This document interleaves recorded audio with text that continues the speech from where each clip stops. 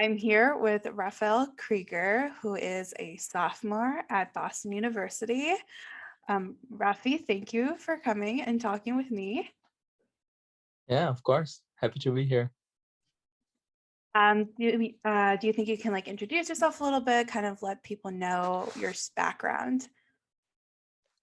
So, as Kayla just said, my name is Rafael, and usually the most interesting part of my introduction is the fact that I'm from São Paulo and I'm studying in the US, which is not very common, but I don't feel that that's very interesting. Uh, I studied political science and economics, double majoring. I'm trying to graduate early, which means I do every class in every semester. I overload as much as I can. I do summer classes, and yeah, that's the main college experience that I have. Awesome. Okay, so I reached out to you because I know how involved you are with politics and how well versed you are in politics. And I know you've had some experiences with dealing with political bias from professors. So I was wondering if you could please kind of detail um, one or a few of these experiences, as many as you can, and to kind of give us an idea of what students are experiencing on college campuses today. So coming to the US, I did read a lot about the college experience in the US and especially the political sides of everything. And I was ready to face a lot of opposing viewpoints because I know that the vast majority of students and faculty in college campuses tend to be on the opposite side of the political spectrum compared to me. And that was very expected. And I like engaging in discussions and having productive conversations, and those were at I would say half of my experiences with both faculty and other students were very productive and interesting conversations, and we both came to good conclusions, and I listened to them, they listened to me, and we both came out of it with a very good conversation. But the problem is that many people are not willing to listen to the other side, and then that's what really bothers me, because if a person disagrees with me, that's okay, but the problem is that when there's not even someone hearing what I'm trying to say and what I'm trying to explain, because I think of myself as pretty reasonable, pretty mainstream. I have very mainstream views, usually on the conservative side of the spectrum, and nothing too crazy. So when I come up to a professor and we are discussing some free speech cases, and they are arguing for some kind of hate speech standard, and I argue that the First Amendment should be absolute, except in very few cases. I expect to have a productive and interesting conversation on that kind of discussion, but most often the discussion is shut down and the professor just tries to move on without even acknowledging an opposing comment. And sometimes there is a lot of pushback from, usually the professor instigates other students to push back. That's what happens most often. The professor is like, okay, so who opposes that? Who wants to argue this point? Who wants to argue that point? And the professor calls on other students to oppose the political views instead of the professor themselves saying it. But it's pretty clear that they stand on the other side and they would like to make their case to the class instead of just having us have a productive discussion. Right. Now, are these conversations that you're having, are they within the class discussion, or are they happening in office hours or after class? Usually they happen within the discussions in big seminars with 100, 200, 150 students. It's really hard to have those kinds of discussions. Sometimes in some economics classes I try to ask some more controversial questions, trying to point out that like supply side economics and mainstream right-wing economics, and ask those kinds of questions to see what the professor answers. But it's really hard to have those kinds of conversations when the class is really big. And most conversations that happen, at least I try to have those conversations, are in the 15 to 25 student classes, the small discussions. Usually you have one or two lectures during the week, and then you have one or two discussions that supplement the lecture. And in these discussions is where the conversation happens. Most often is with a teaching assistant. Most often it's not the professor in the discussion. So I don't know if that contributes to it, or maybe it helps a little bit because the teaching assistant is a bit younger, and but in my opinion it's actually very detrimental. I think if the professor was there, the professor would be more able to balance both sides, because they have, even though most of the professors are also of the left, they do have more experience in facing opposing views, while teaching assistants, they are usually in their 20s, they are like PhD candidates, sometimes they're just like older undergraduate students, and they have the same mentality as the normal college students, so it's really hard to get them to listen. It's almost like facing another student in front of the class. Yeah, that makes sense. So you're saying basically that in a class where you have a TA and you're having these discussions, it's harder to feel heard than in discussions with where the professor is the head of the class, right? Yeah, exactly. And if I have a professor and I ask them a question, even though the question is controversial, even though the question may be pointing towards an expert that's not on the same side as the professor, quote unquote, the professor has the knowledge and the experience to answer the question in a way that at least tries to be fair to the question, while teaching assistants don't have the same experience, I think. Right. Yeah. So you also mentioned that like you'll state your point of view, and then whoever's leading the discussion, whether it be a TA or a professor, will then say, okay, does anybody disagree with this, and try to get more left-leaning people to speak up about their beliefs. Do you ever find the opposite happening as well, where someone from the left states their point of view and then the professor says, okay, does someone disagree with that, and then have somebody else speak up?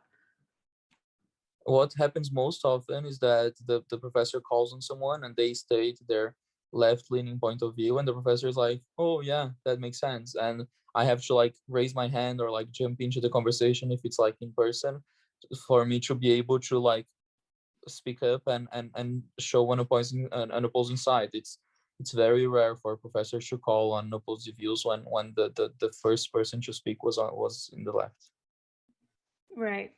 That's so interesting. And do you have like specific instances that you can pinpoint, like stories you can tell us, kind of that would illustrate what you're talking about right now, whether it be within the class discussion or in assignments that you've had to do, grading, any confrontation that you may have had with a professor, things like that?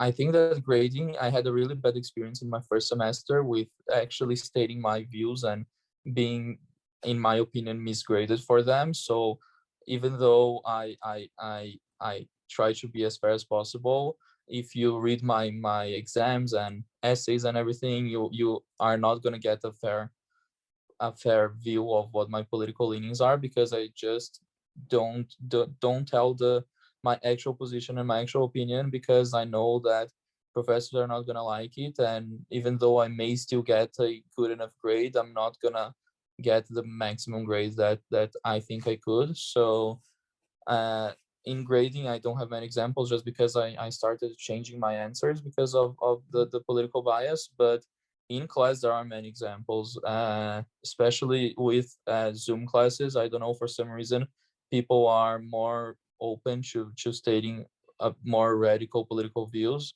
and professors are less likely to push back, even though the views are pretty radical, like endorsing violence and explaining how sometimes you have to break some eggs to make omelets and those kinds of metaphors, and these kinds of things, which for me are pretty radical, like saying that violence is the solution, is, for in my opinion, a very radical view, especially in 2021 with the world that we have. But uh, professors just don't push back for some reason. Maybe they agree, or maybe they just don't want to get into the discussion, or they don't want to get into trouble. They just don't.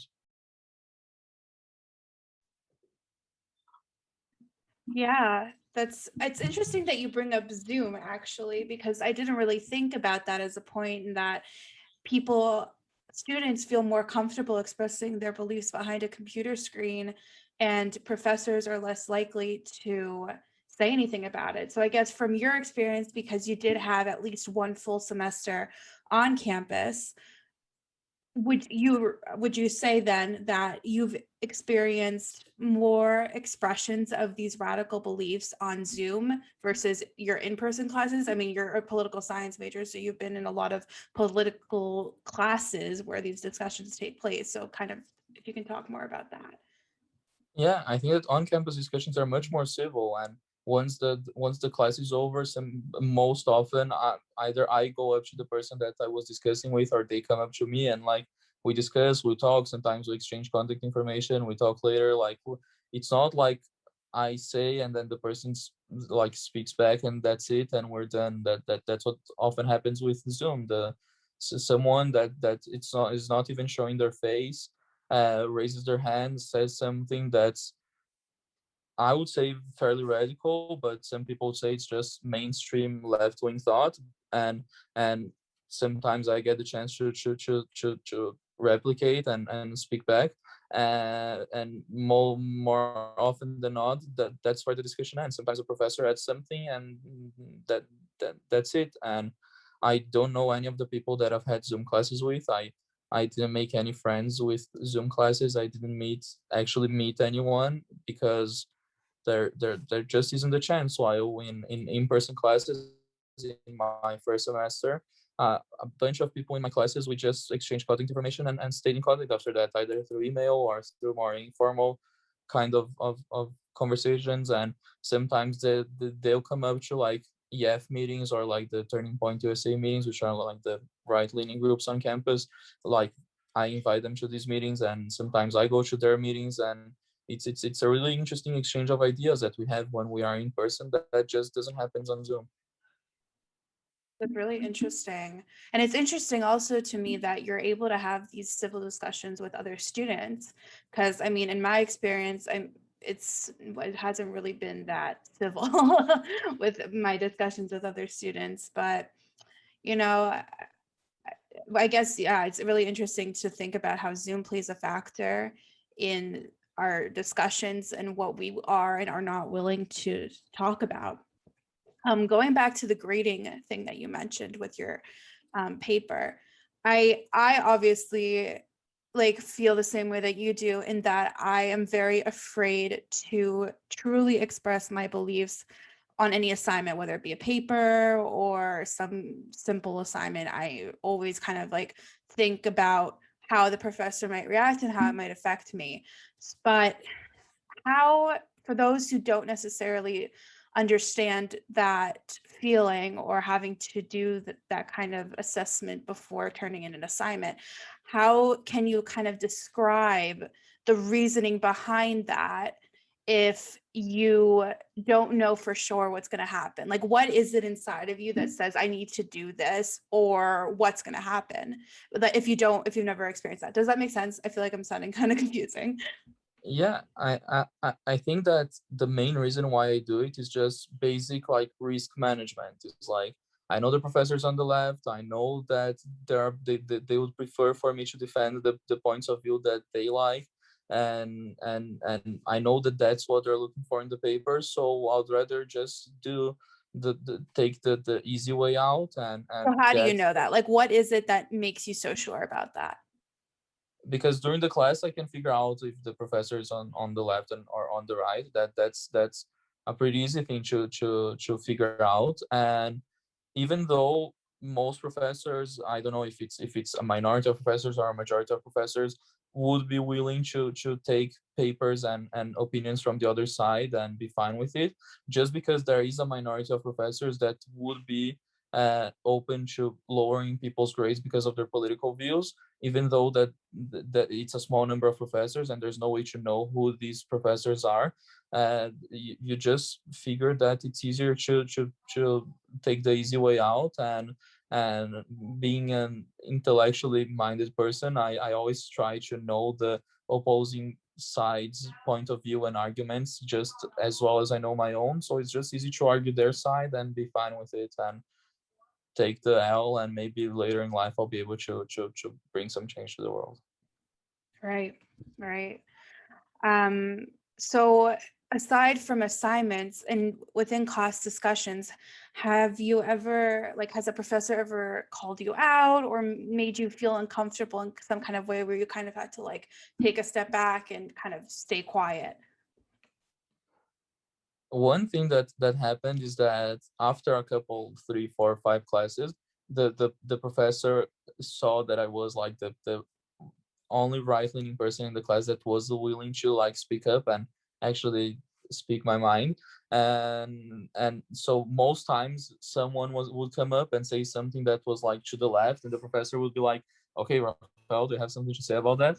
And then the person was said something that's like completely mainstream, like very liberal, like I don't remember exactly what they said, but they said something like, uh, uh, "Black people should be accepted in the society and should have all the same legal rights as white people, and everyone should be equal before the law." And the professor was like, "Rafael, have something to say about that? Like, if that was like if the right leaning position would be to say no, black people are inferior and they should all be arrested for no reason. Like that's what I was gonna say."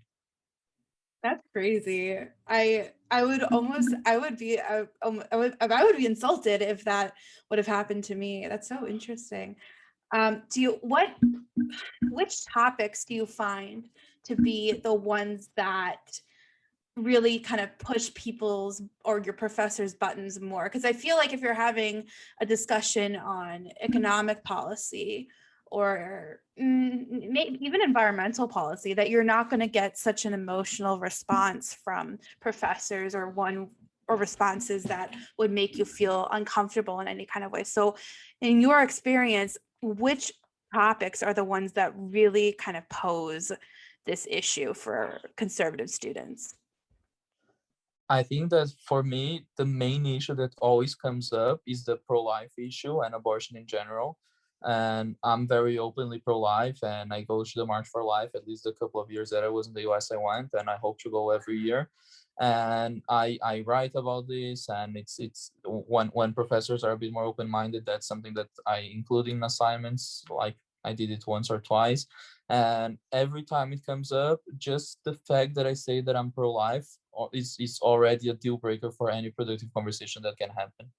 And in usually in foreign policy, I had some classes about the US power around the world, and like uh, foreign policy in general, some international relations classes. Those classes, even though you can see the left leaning bias of professors in general, you can usually have some good productive conversations because the issues are not as consequential to American citizens in general and the people in the classes. So foreign policy, I have very productive conversations about Does that whether hold the true with US should, Israel?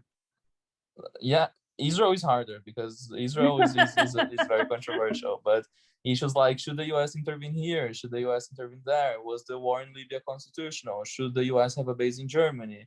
Should the US still be in South Korea or in Japan? Those kinds of issues are the ones that you can have much more productive conversations because it doesn't really affect the professors or the students.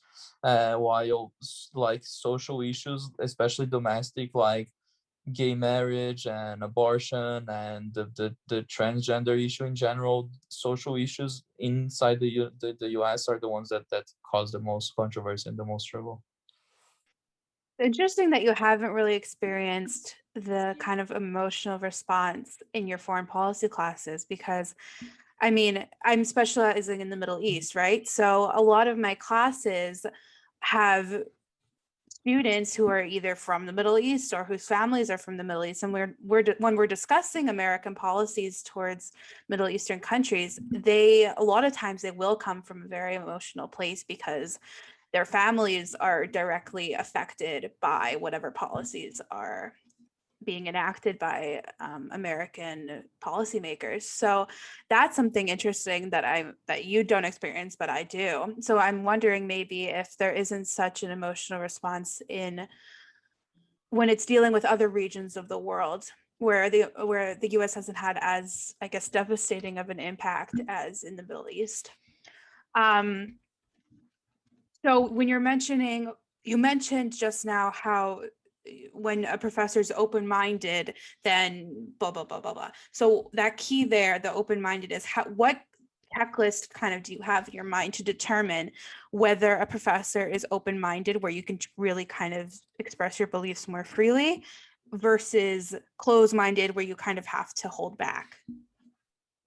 I think it's all about exploration, especially during classes. I think it's much easier to figure it out when we had in-person classes, where I could add a comment here and a comment there and see like facial expressions and like the professor's reaction, and like we would have discussions on like less controversial but still in the right left spectrum, where I would say the right leaning position, and I would see the professor's like reaction to that.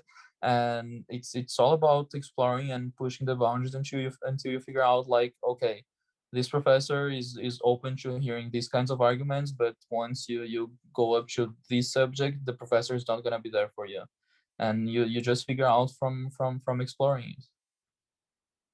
And Right. that's also another reason why I try to take as many classes with the same professor as I can, because once you figure out that limit, it's very valuable for you to know and for you to for future assignments. So I'll say that even though I'm like 80% done with my major, I've had probably like 10 professors total in my 4 semesters and summers at BU, because I just try to take all the classes with the same professor, because it's a good thing to know.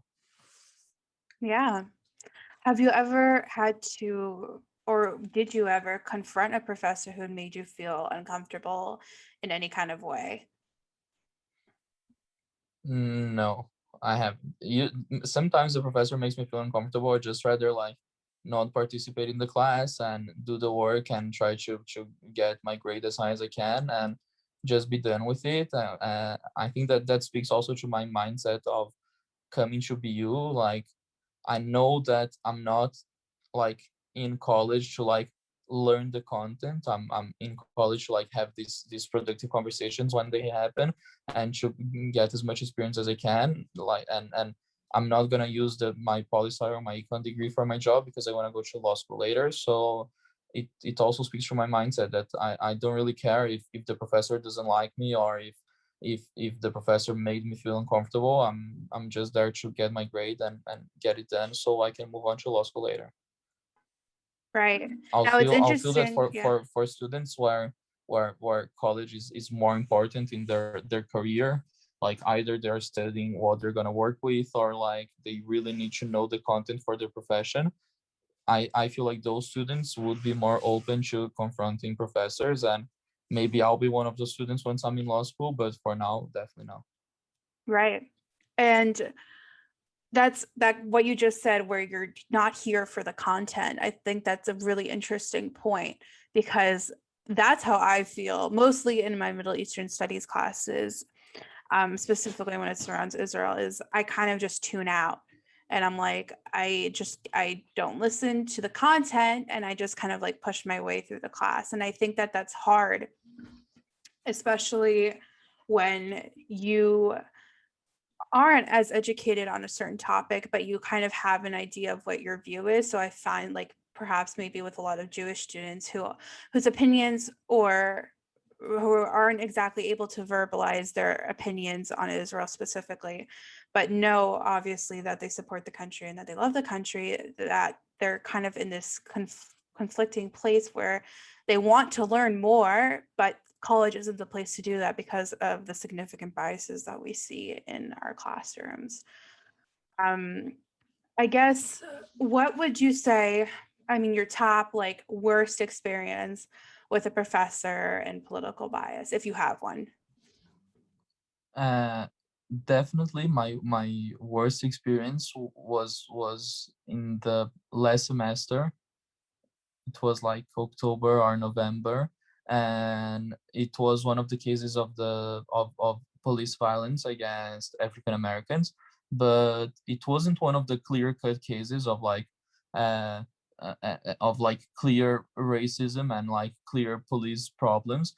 and it wasn't even one of those cases where it was like doubtful whether the police did the right thing or not. It was the Jacob Blake case, which was a very clear case that the police did the right thing, and the police officer that just came like a couple weeks ago. The news came out that the police officer that shot Jacob Blake is already back on duty, and he wasn't arrested for anything, and it was actually a good shoot. It was actually the right thing to do, and in that case, they had the exact same reaction in that case as they had in the George Floyd case, and in the Rachel Brooks case, and in the Trayvon Martin case, and this lack of nuance, and people saying that because the police shot Jacob Blake, this means that the entire American system is imbued with racism from top to bottom, and everyone that ever said that the police officer did the right thing in the Jacob Blake case is a racist for sure, and there's no way for you to look at the other side. And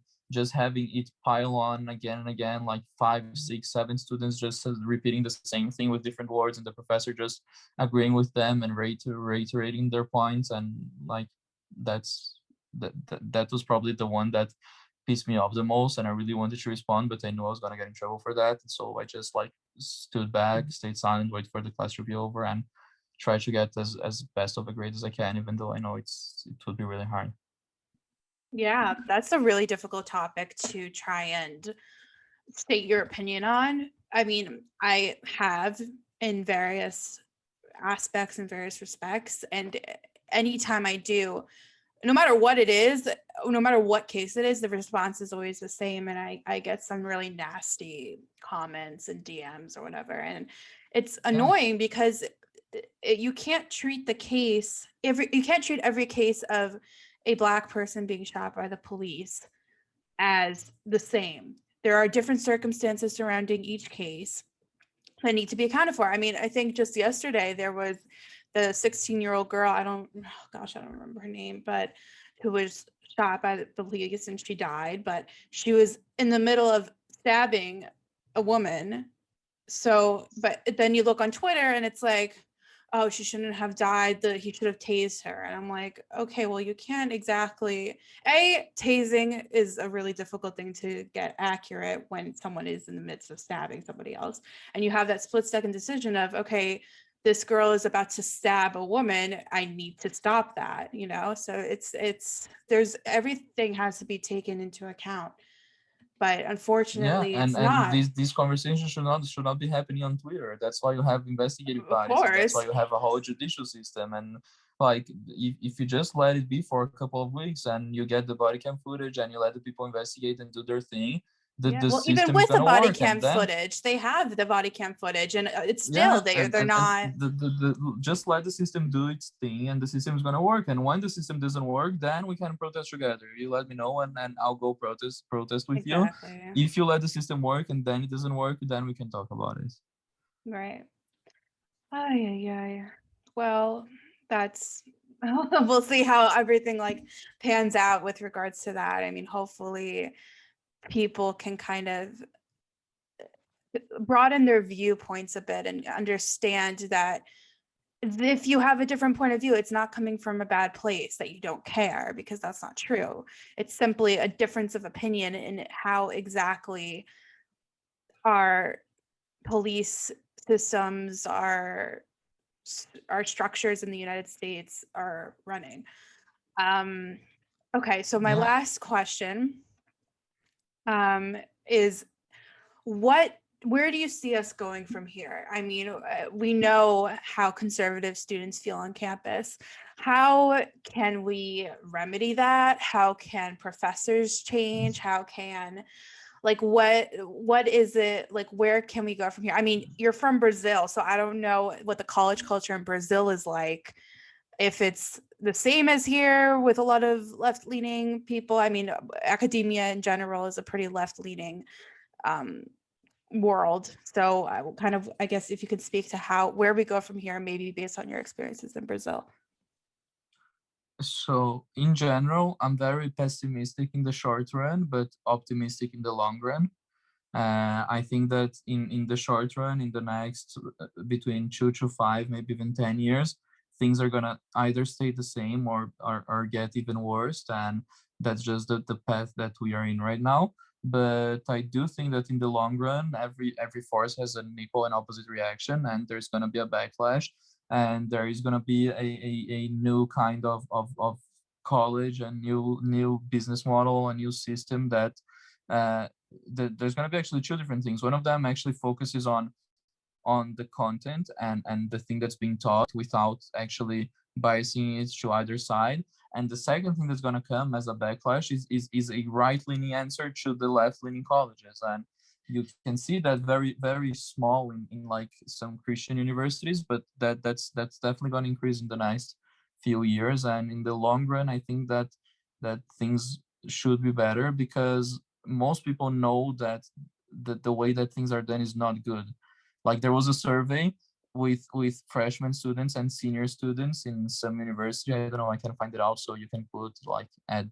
I don't know if you have show notes or something.